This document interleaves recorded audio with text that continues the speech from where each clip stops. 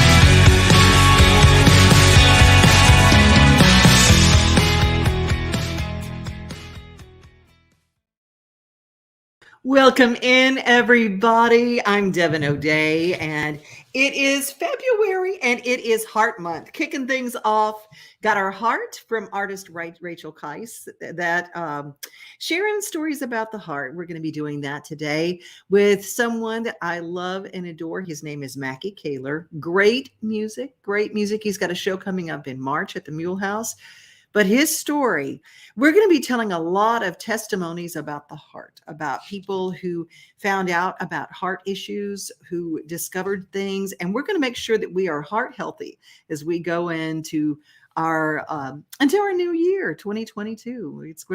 February is all about the heart. It's also Black History Month. So we're going to be talking to a very special lady throughout the month. Her name is Miss Velma, and Miss Velma lives in Gallatin, Tennessee, and she's one of the city's historians and a beautiful, beautiful person. Can't wait to share some of her stories.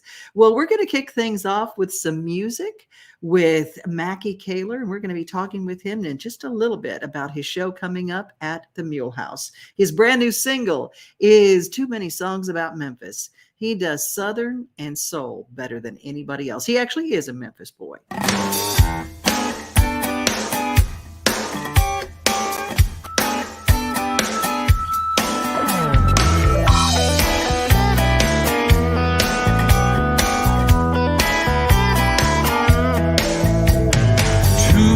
20 songs about Memphis playing on the radio, talking about B.B. King and Elvis and everything I already know. They're rhyming barbecue with rendezvous. They don't have to tell me it's the home of the blues. There's too many songs about Memphis reminding me of you.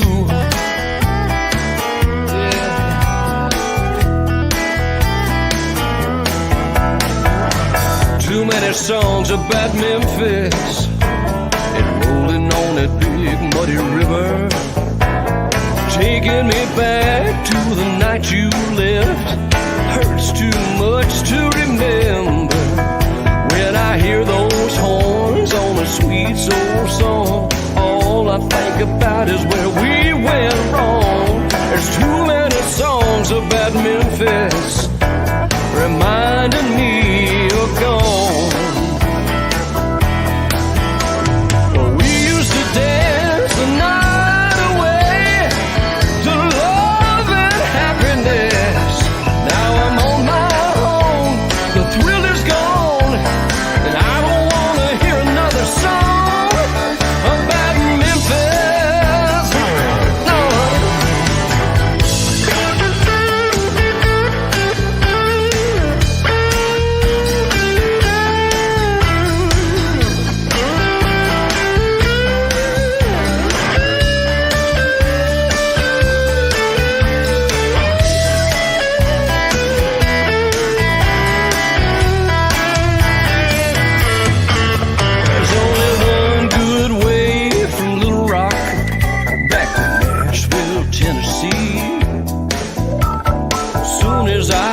at that Mississippi bridge, I'm drowning in memories.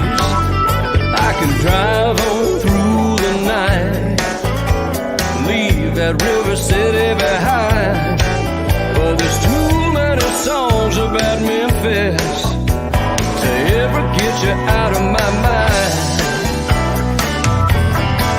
Somebody play me a song about New Orleans, Montgomery, or Mexico, 'cause there's too many songs about Memphis for me to ever let you go.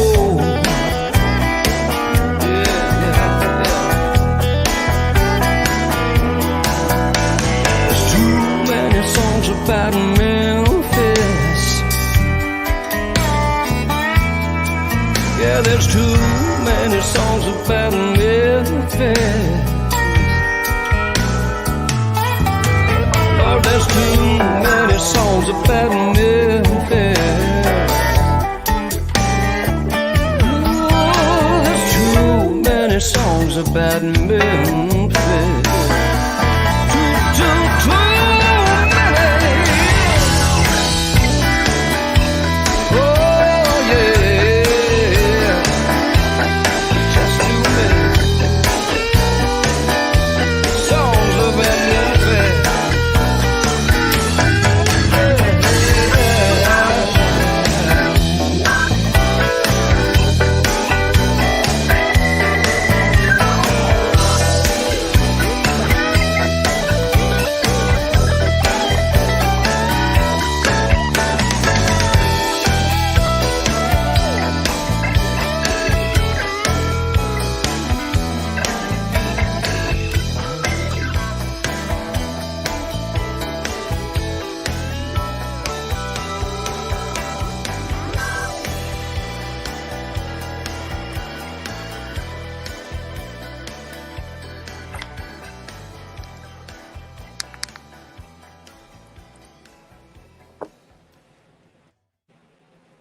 We got to play all of the song, the moving it out. How are you, Makky Kaylor? I'm good. I see you now. I was having a little trouble. I see you now. You're good. Very I'm good. cool. And I'm good. Yeah. You know, we're kicking off Heart Month with a rock star, because you are a rock star with a rock star heart that you take a lot of care of. And in your story, I always say, I make you tell it every year because it changes every year. That's the thing. It's just like when it comes to hearts, I want everybody to pay attention, and I don't want anybody to think, well, I'm only in my mid-30s. I don't have to worry about my heart. Yeah. Yeah. Yeah. See, That's let's talk a little bit about your story before we get into the music, that's your brand new single, right? We just played too many songs about Memphis. Woo! Yeah. I'm excited about that. Yeah. I would love to talk to you more about that. Yeah, absolutely. Well, we got Wear Red Day coming up February 4th. We're going to be talking. I'm ahead of the game. Right here. You got it. I don't know if you can read that. It's the American Heart Association. They gave me that when I've had this cap for 20 years. Actually, I don't wear it that often, but they gave it to me when I got out of the hospital when I had open heart surgery, and it says I'm a survivor on it on one side right here. And it's interesting. A lot of people talk about being a survivor. I just like to refer to it as being a recipient of much grace. Being a survivor that's a fringe benefit of just some wonderful grace that I've received. So, amen. Yeah. Amen. Well, let's just talk a little bit about you were just kicking it. You were singing demos for everybody in town, like people like the Gatlin brothers and me. And not like I'm in that same category, but I was so grateful because you made some songs sound great, even if they weren't. So I will say that there's something real special. You know what they call that? You weren't producing bad stuff, but a lot of times they call that polishing poop when you have to do that. See, I know exactly that phrase. But I heard it a lot in the studio. But the the good stuff, far outweighed any of that. So I was singing demos for people like Harlan Howard and Hank Cochran and Waylon Holyfield and Randy Goodrum and Devin O'Day and just a lot of great writers. So it was a real blessing to me. But I was beginning to feel like I was tired. And, I look back on things now with a different perspective. And Mm-hmm. even back then, I think anything that I experienced was just God's way of giving me a little wake up call. Ooh, yeah. And so I thought, I'm just going to go to the doctor. And it was just my regular GP. I was living in Franklin at the time. I live in Muletown now in Columbia, but I was living in Franklin. And I went to see my regular GP, and he said, I need to do an EKG. Well, I was 36 years old, and I'd never had an EKG in my life. I was like, really? Wow. It really surprised me. Now let's also note that Makky is athletically built. You've always been in good At least shape. I was. Well, I'm going to say mid-30s, very athletic, very active lifestyle, a healthy lifestyle. I mean, you weren't out, carousing all the time and doing all that. I mean, you literally had a pretty healthy lifestyle. Yeah. And really had no cause to think anything was wrong.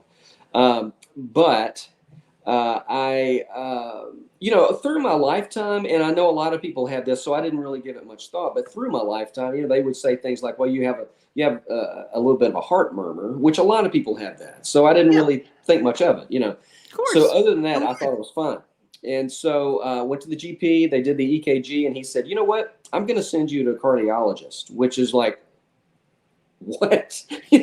So I went to the cardiologist and that he sent me to, and he said they did some, echoes and all that stuff, and they said, you know what, your heart is 3 times enlarged, and it's working at a pumping capacity, which they call an EF, a pump capacity of about 20%. And so I had no idea, and no one would. That's the thing. It's like a ticking Right. time bomb, and you don't even have any way of knowing. Right. That's right. And, had I been getting regular checkups, I might have known before that got to that point. And I highly recommend that people get, lots of checkups, as a way to care for your body, your temple, Amen. So, Yes. Yeah. So they, I went to that cardiologist and I said, this guy must be nuts, so which he wasn't. So I got two other examinations, and it was unanimous that they said, you're going to have open heart surgery, and we're going to have to replace your main valve, your aortic valve. It just wasn't functioning. So Scary. So 2 weeks, 2 weeks passed for me to get prayed up and ready to get in and get this done, and which is huge. It's open heart surgery. I didn't know what was going to happen. I knew it was going to be a risky surgery. And I had 2 weeks, and I thought, I'm just going to get thoughts about my heart and all that stuff out of my head. Well, it was February the 21st when I had my open heart surgery. I went in the hospital on the 20th. And so I thought, I'm going to get all the heart stuff out of my head. Well, you know what happened between those 2 weeks, right? It's Valentine's Day. There's hearts everywhere. Oh my God! I could not get that out of my head. So they were man. everywhere. Everywhere I looked, there were hearts. So, which I just figured God has a sense of humor, So, Of course. Yeah. So anyway, I went in on the 20th to St. Thomas Hospital, which I highly recommend it. If at least Amazing for me, place. At least for me personally, it was just a wonderful place, and I felt like now. And also during those 2 weeks, I had another birthday, so I was like 1 week into my 37th year, because February 10th is my birthday. You have 9 shopping days, Devin. No. Happy early birthday. Yeah, thank you. So and I am thankful for every number, that's for sure. So I went in the hospital on the 20th.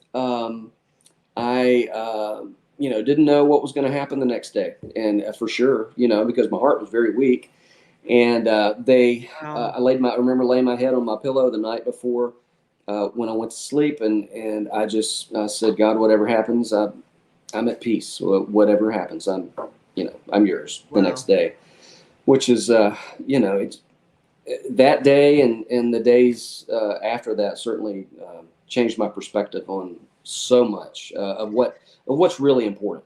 And well, that's the first part of the story, and yeah, I'm going to have you back before the month is out, because there is okay, there's another half of the story yes, that's pretty powerful, because when people think about heart disease, they think about a heart attack, but they don't think about stroke.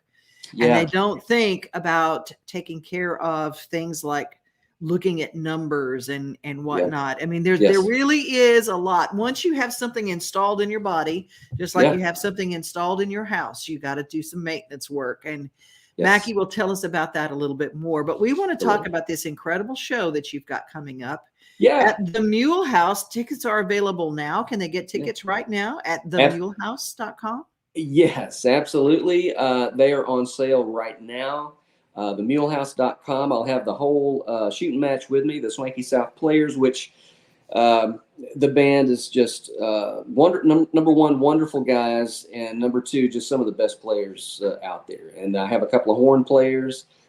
We do, I call it Southern Swank and Soul, and so it's just it's Southern soul music. I was able to kind of dig back into my Memphis upbringing, my Memphis roots, doing music all my life as a kid and growing up there. And so this new project, we're looking at this show at the Mulehouse as sort of the launch of the new release, my new album. So I'm so excited about that, which definitely has a Memphis vibe to it. Oh, yeah. And Mark Beckett, Well, co-producer on that, and he comes from a long line of great Southern soul, Southern R&B music from Muscle Shoals too. So yeah, let's talk about his daddy, Barry Beckett. oh man, Producer extraordinaire, but keyboard player bar none. He was, whoo, my gosh, yes, I miss Barry Beckett every day. yeah, he was an incredible music man, and just an incredible man in general. And I remember, I was singing demos a lot when I first met him, and I used to go to his house and sing demos. And I remember the first time that he heard me, and I was really nervous because I'd been a Well, big fan. yeah. I'd been a huge fan because I'd grown up listening to all that Muscle Shoals stuff, and Mm. especially the stuff that he produced on Delbert McClinton, who's one of my music heroes, and I was just a big fan. Well, he turned around in his chair when he was listening to a song. It was the first time he heard something that I did, and I remember him turning around and he stopped it, and I was like, "Oh my gosh!" He stopped it, and he's going to say this is horrible. He turned around in his chair and he was like, "Man." I won't use his colorful line. He said, "You sing your rear end off," and I thought, "Thank you," or more like, "Oh, thank you." Yes. I know, can't imagine what that must have felt oh, like. I mean, And it's those. I have I have a great respect for the guys that created some of the best music in the world. The guys from Muscle Shoals, the guys from the great songwriters that I've gotten to sing for. These people are my heroes. And so when you get any right. kind of punch in the arm and like, "Hey, way to go, that's great," then it's just the most wonderful thing in the world. But for Barry to say that was great. And I ended up singing a lot of demos at his house, and that's how Mark and I became friends years ago. So he's That's been just, playing drums with me for off and on for years, and now we co-produced this album. So well, yeah, he's fantastic. And I've yeah, watched him grow up. yeah. It's just crazy because his daddy gave me my very first cut in this town. Is that right? Yeah, my first cut was on Hank Jr. and it became a single, and Barry Beckett produced it, and Awesome. and he Yeah, gave me some advice on writing songs to get yeah, cut yeah. that I have used for the rest of my life. Which is? He said he goes, a cadence. People think about melody, which is great. People think Yeah, about lyric, which is great. But if you can get cadence, and it was a song called Diamond Mine, and he goes, you hear this? Da na na na na na na na na yeah, na na na na ba-dum, ba-dum. And it yeah, had a cadence. And yeah, he said, your rhythmic cadence is a magic part that people forget. I like yeah, the cadence in this song. And I'm going, note to self, remember cadence. All you yeah. songwriters out there, Barry Beckett's not here to give you advice anymore, but that's important from the king. Oh, yeah. No kidding. That's awesome. That's great advice. Yeah. Well, he's special, but so are you. And we're going to encourage everybody to be in Columbia. Now, will this be a supper show as No, well? no. Just It's as just it's a flat out concert. The Mulehouse. If you haven't seen it, it is like a mini Ryman. I mean, it's very much. It's an old church that's been. They spared no expense, and it's just an incredible music hall. It's just so beautiful. They've got a lounge there. You can get you a cocktail and then come into the show if you want to. And it's just a beautiful, beautiful place and a great music hall. And they've done it right. Well, shout out to my friend Blair Garner. This is Yeah. his place, and Yeah. overnights with Blair Garner, an incredible radio guy, but Yeah. he just loves Columbia and just put this place together, and it is gorgeous. Makky, when is the date? One more time. That is March the 19th. Tickets are on sale right now, so you can go and get your seats for that. And I'm downtown in Columbia all the time because this is my hang. And I ran into some people just this morning that said they'd gotten tickets, and that just makes me so excited because we're gonna have a great time. It's gonna be awesome. It's gonna be so much fun. Yeah. Well, thank you for your time with us here today. Absolutely. I really, really, really appreciate it. And I will talk to you again before Heart Month is finished because we'll have a part 2 to this interview. How about Yeah, y'all take care of your hearts. That's for sure. Yeah. Thank you, Makky. Thank you, Devin. See ya. Bye. On Friday, we're going to be talking to the Rutherford Heart Association, heart.org, to get all sorts of great free information for your hearts. A little follow-up, speaking of a heart story that we had just a little while back, Hugh Prestwood and his beloved wife had a GoFundMe. They literally were destitute and were in the throes of losing their house, and they asked for $25,000 on GoFundMe. At last check, it was $109,000. They are overwhelmed by the people that were so generous and gave, and a lot of songwriters, a lot of new songwriters gave because Hugh Prestwood is so formative to everybody's music and everything that we do. So that's a good follow-up to that story. Good story for your heart. Now here's something just going to make your stomach feel good. If you put Fritos in anything, it's good. How about a Frito casserole? Betty Crocker is the host of our 60-Second Kitchen.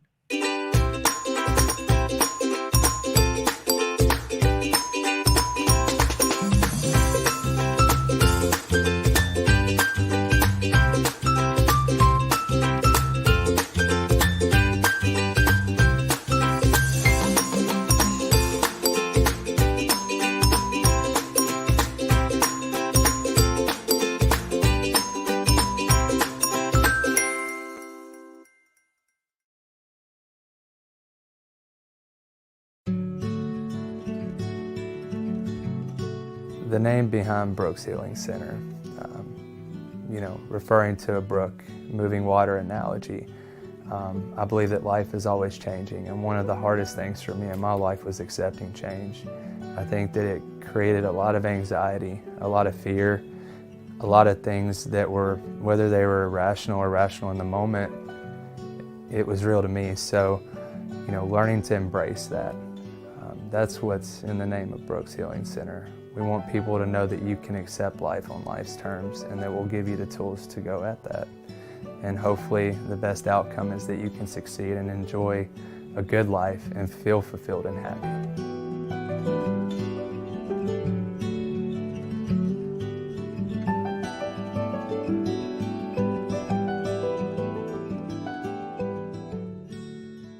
My family is there, and I cannot tell you how excited I am because we got the whole kit and caboodle. You guys have a new project, William Lee and the Goldens.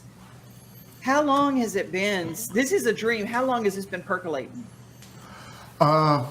We started this last year, actually. August the 5th, I think, was the first day of recording together. Wow. After 25 years we toured together for about 8 or 9 years when I was away from the Oak Ridge Boys. But these guys recorded separate than I did and had different producers and different players and all, but we would tour together and then sing together on stage and things.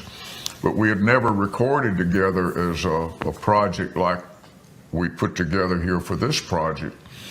It was a vision I had. I started seeing this 2 or 3 years ago, and I couldn't get Rusty. I couldn't do it when he would be here from Bahrain, and Chris was out touring, and I was out 150 days a year with the Oak Ridge Boys. Yeah. And I could not put this together. But as soon as that pandemic started, Man. after about 2 or 3 weeks of sitting around in a pandemic and, you know, you're watching TV and all that's coming out of there is negative and hate and violence. Everybody hates everybody, and it's just so negative. It was, I felt like it was, I didn't feel like absorbing all of that to me, and I had to turn it off and get away from that. And when I did, I got out under the trees here, and all these old songs kept coming to my mind. I mean, and it was the vision that I'd had 2 years ago all at once that started just really growing. And I felt desperate to get this done. So I got Rusty to come over and play, and we'd play and sing here together some, and getting keys, and he'd play for me to sing. And then that's just wonderful. We got Chris to come in, and then we kept playing and singing and thinking about songs, and got Michael Sykes and Ben Isaacs to come out here to take chord charts on what we're doing. And we booked some time at Ben Isaacs' studio. And just as we're getting ready to go in there, Ben comes down with the COVID. But we had the dates booked, and so we went in and started recording at his studio anyway, and he didn't get to come in on the first part of it. But then when we come back to work on that, he was fine. But we recorded 32 songs with Chris and That's Rusty. gracious. And it started out with a gospel, where I started as a child, singing in church with my sister playing mandolin, and I'd play rhythm guitar when I was 7, 8, 9, 10 years old. Okay, now I've heard about this sister. I've heard about how she plays. Chris, what's her name? Lynette. Aunt Lynette. Yes, I've heard these stories. She's pretty darn amazing. Yeah. She still plays great and sings great. Got a lot of soul. Man, I was down there recently, and we started playing and singing, and man, she still plays great all the time. So it was a lot of fun and joy going on. So I couldn't think of just one thing, but watching some of the videos that they put together, 'cause they had the cameras going the whole time. There must have been a lot of it. The only thing that kept recurring for me is I kept saying, "Son, get that camera out of my face." That became a joke between me and the camera guy. But anyway, it must have been a lot of joy, because there was a lot of smiling and laughing in most of that video. And all the videos were, you know, it was, we didn't necessarily know they were filming the whole time. So it was You forgot that the cameras were rolling. You know, you just start having fun. You forget they're there. They didn't try to be intrusive when they were capturing shots. But it was a healing process for us. But again, you know, we had to get away from all the negative that was going on in the world and coming out of television, all the negative hate and violence, and we would, in that pandemic, a negative situation, we come together as a family and started playing music and singing, and we've captured what we feel like was a positive thing that come out of a negative time.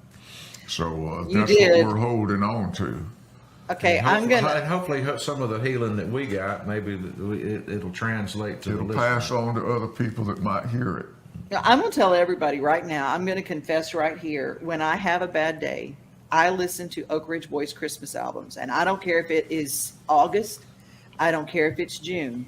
I listen to Oak Ridge Boys Christmas albums because it makes me feel better. Now I've got a new collection that's going to be my new feel good, because what it is, it's that feel good, it's that family. And so I want to tell everybody, people are already saying, I'm saving it, I saved it. So that's the way we do it on this show, is we get everybody. If you don't know how to pre-save, go find a 10-year-old. They'll tell you how. Right. I don't know how.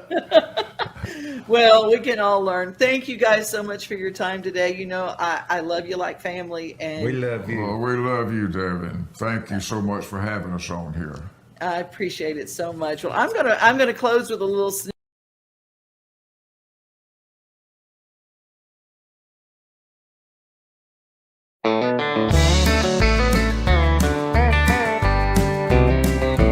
Jesus has the table spread where the saints of God are fed. He invites his chosen people, come and dine. With his manna he doth feed, and supplies our every need. Oh, it's sweet to sup with Jesus all the time. Come and dine, the Master's calling, come and dine. You may feast at Jesus' table all the time.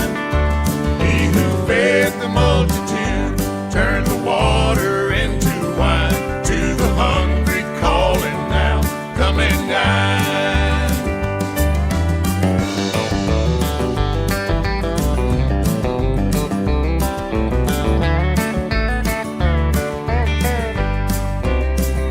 Soon the Lamb will take his bride to be ever at his side.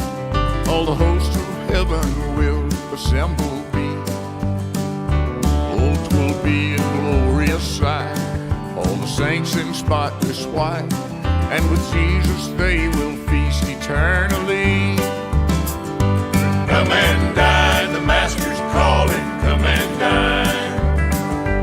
You may feast at Jesus' table all the time. He who fed the multitude turned the water into wine. To the hungry calling now, come and dine. Come and dine, the Master's calling, come and dine. Come and dine. You may feast at Jesus' table all the time. All the time. He who fed the multitude turned water into wine. To the hungry calling now, come and dine. He who fed the multitude turned the water into wine. To the hungry calling now, come and dine.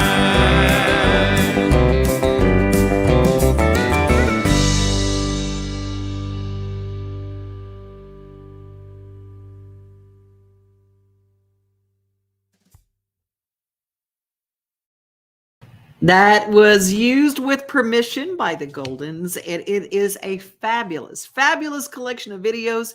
Follow the Goldens on Facebook, on Instagram, and of course on YouTube. It's going to do your heart good. And go see them on St. Patty's Day at Third and Lindsley. thirdandlindsley.com is how you get your tickets in Nashville.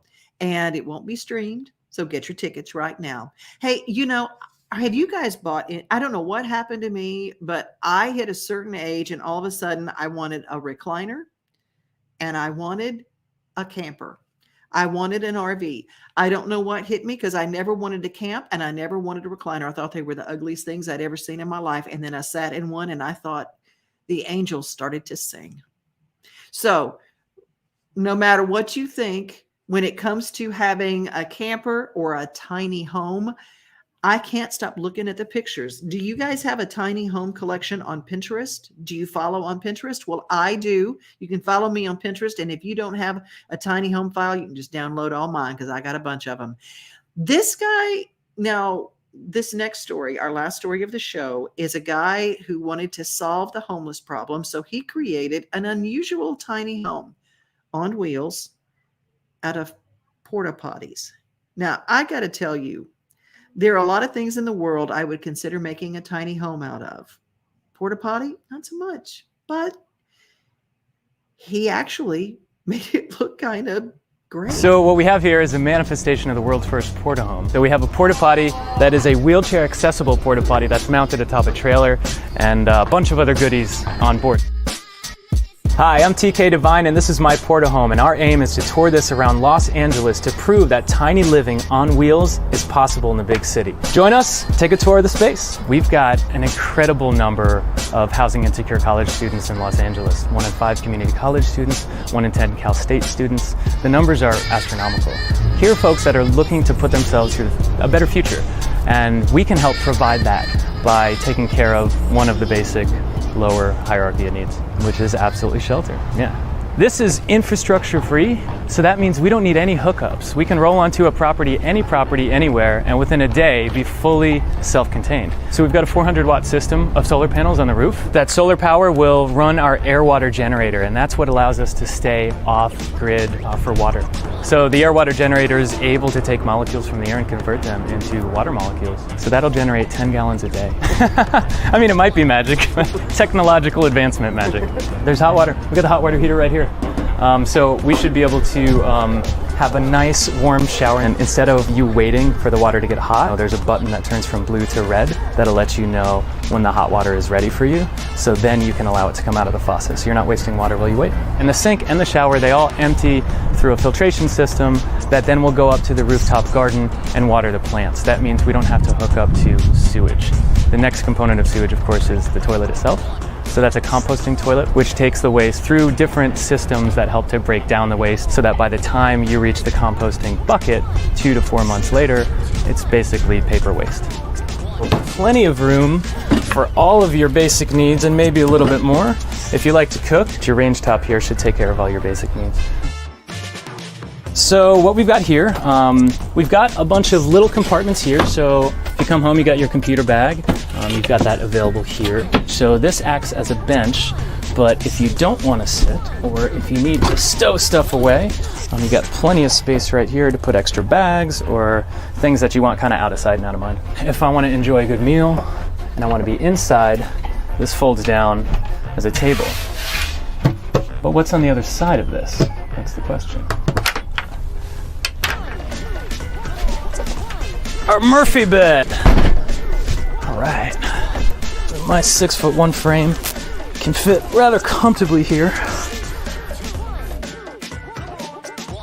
It's a comfortable space, and we tried to add little implements that would make somebody feel at home. Notice there are a lot of little crannies for people to put stuff. This cost us, when you're looking at materials and labor, it cost us 20 to 25, and I think we can build something when we build it to scale for 10 to 15. So that's a lot cheaper than, living in a studio apartment. What we've seen is residential backyards that would house this specific unit number in around 500,000. That's a lot in Los Angeles, a lot of yards that could fit a structure like this. I think it's worth thinking about how to use that space wisely, how to do it respectfully, and how to do it in a way that benefits all parties involved. Our aim is to bring communities together by housing those who need it most and offering a benefit to landowners as well. We think that there are a few people out here that will participate in a program like this out of the goodness of their heart, but we do think there requires a financial incentive, and we do think a tax break would really help for that. But we also think that putting some legislation around this that supports an idea like this, provided it's done in a certain way, can really start to ease the crisis in a way that can be helpful for all involved. When I moved here in 2010, the rent was less than half what it is now in the place I moved into in Venice Beach. It was a $1,000 apartment that is now well over $2,000. So in just 8 years, and that change happened very quickly. That change happened within 2 or 3 years. I was priced out of living in that space. So I know firsthand the struggles of affordable housing, finding affordable housing, and being able to meet your basic needs in the city. As the city changes, I think a lot of people need alternatives for affordable housing, and tiny living can be one of them.